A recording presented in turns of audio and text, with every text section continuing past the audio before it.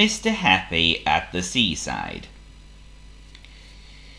Mr. Happy was going to the seaside for a holiday with his friends. He had to catch a train to get there. On the train he met Mr. Grumby. Mr. Grumby was feeling very bad-tempered as usual. "It'll probably rain all week," he grumbled.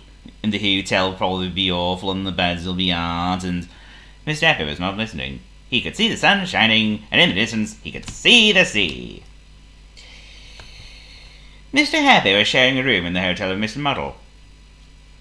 When he arrived, Mr. Muddle was trying to unpack his suitcase, and Mr. Happy looked round the room and laughed and laughed. Mr. Muddle had hung up his shoes in the wardrobe, his pyjamas were in the bathroom, and his alarm clock was in a drawer.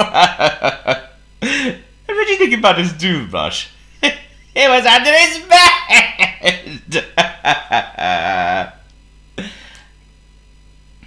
The next morning, the sun was shining again. Mr. Happy picked up his bucket and spade and ran all the way to the beach. Mr. Small was sitting on a newspaper.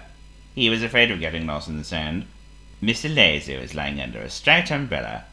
Mr. Impossible was making a hole. "I'm tunneling to the other side of the world," said Mr. Impossible. "But that's impossible," said Mr. Happy.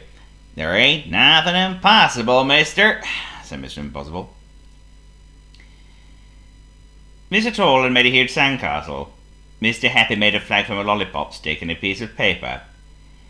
They had 3 buckets of water ready to fill them out. Mr. Bump came to help them. He bumped into the first bucket and it fell over.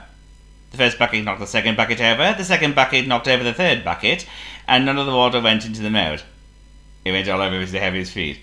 "Well, that's cooled my feet off anyway." "Ow! Oh, you really need to put them somewhere else." "Well, at least the sandcastle didn't fall apart." "Now that my feet are wet," said Miss Happy, "I may as well go for a swim." The water was very cold. Mr. Happy saw Mr. Nonsense and swam over to him. Mr. Nonsense could not swim very fast because he was still wearing his hat and gloves. Mr. Happy looked at him and laughed. Just then, a big wave knocked Mr. Nonsense's hat off and carried it away. A seagull picked up the hat in its beak and dropped it on the beach. Mr. Happy laughed even louder. Whoa! After his swim, Mr. Happy found Mr. Silly fishing in a pool. Mr. Bounce was watching Mr. Silly. He was sitting on a rock that was covered with seaweed. He thought he would be safe there. But seaweed is very slippery. Mr. Bounce slid off the rock and bounced right into Mr. Silly's fishing net. "Ow! Ow! Ow! I've caught a whale!" said Mr. Silly. Mr. Bounce bounced out of the net and right up to the top of the cliff.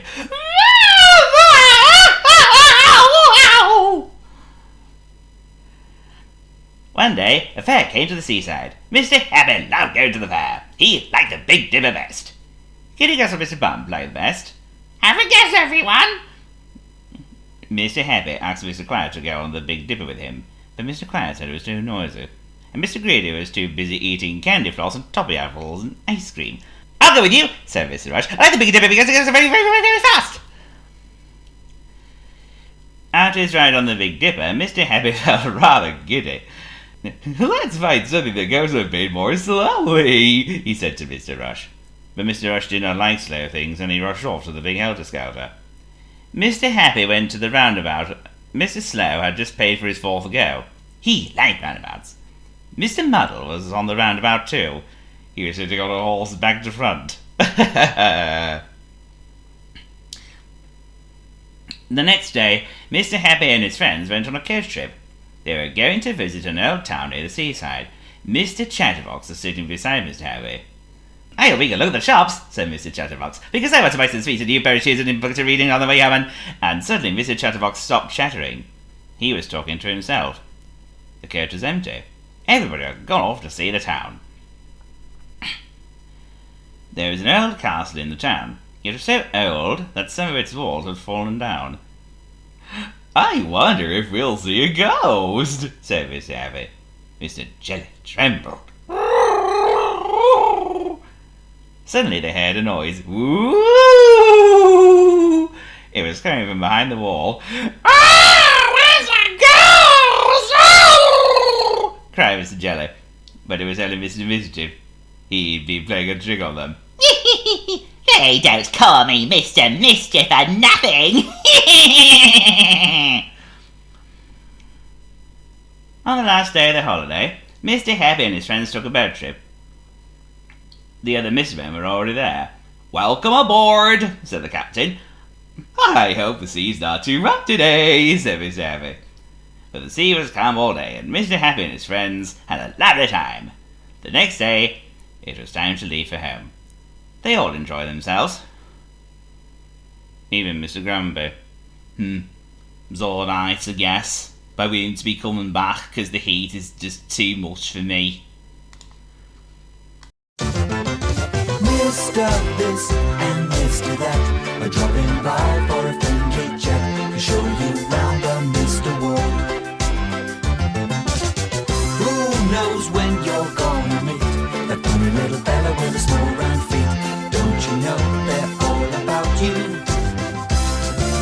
Climb down, sit down, pull up a chair. Can't you see the Mr. Men are everywhere? You must not miss your friends.